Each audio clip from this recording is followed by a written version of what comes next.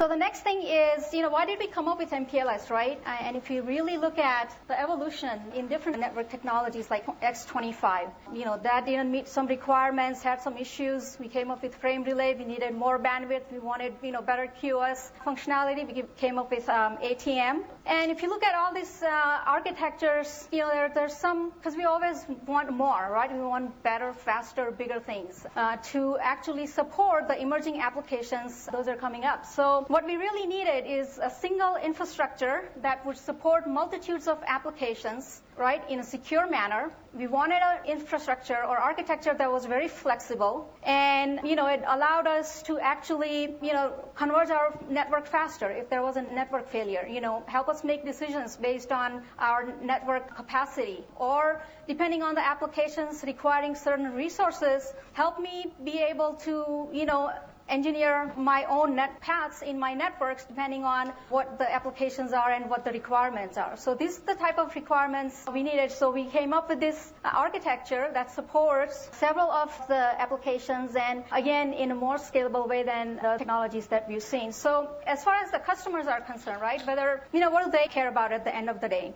Reduce my CAPEX, OPEX, and increase my ROI, right? Help me increase return on investment. Help me build more services so that I can offer more options and more services to my customers. So from the customer's perspective, what we were hearing is give us economical solutions. What does economical solution mean? So how to reduce your capital and operational costs? Well, one way you can do is you can collapse parallel networks into a single infrastructure.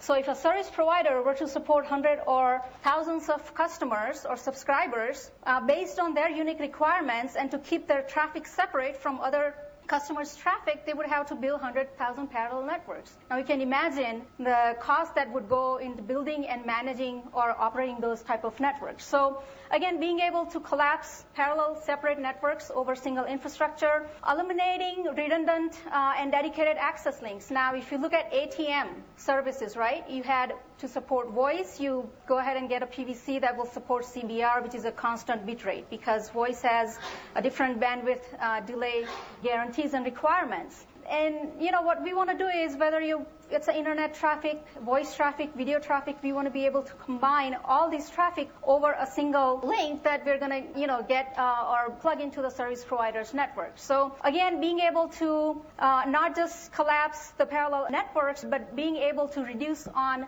the access links that we need to connect to the networks. And other thing is, if I have a single infrastructure, I want to be able to consolidate my resources from the service provider's view so that I can offer virtualized services using the same resources. As far as the scalable segmentation solution is concerned, because whether you look at service providers, of course, they're interested in keeping, different customers' traffic separate. Enterprise customers, there's a trend that we are seeing.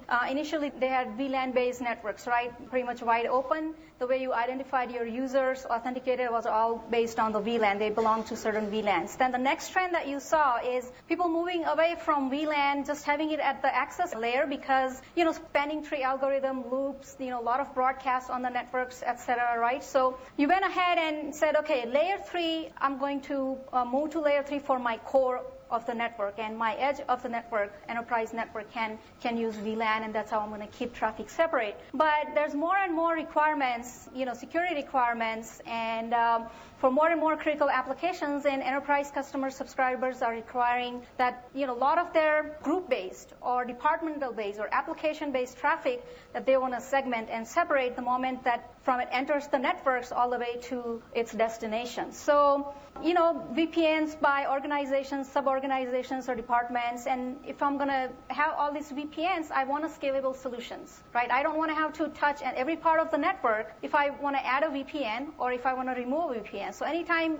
you want to add a service or remove a service, you shouldn't have to make changes everywhere in your network. So that's another thing that our customers are looking for, simplicity of provisioning and deploying the network. Bandwidth management, no network has just equal paths, right? OC48 everywhere from end to end in the network. You're going to have combinations of GIGs and fast Ethernets and OC48 and DS3s or DS1s, channelized T1s, whatnot. So we want to be able to understand overall, what resources do I have available in my network, and how do I efficiently utilize it so that I can minimize the packet drop, I can minimize the delay in the network. And of course, simplified networking, because I have hundreds and thousands of sites. I don't want to have to, go to each CPs and worry about fully matching every site, because that is not a very scalable way of doing things. So again, to address that, that's a customer issue, and that's what we wanted to address. And moving beyond connectivity, it's fine. We got a,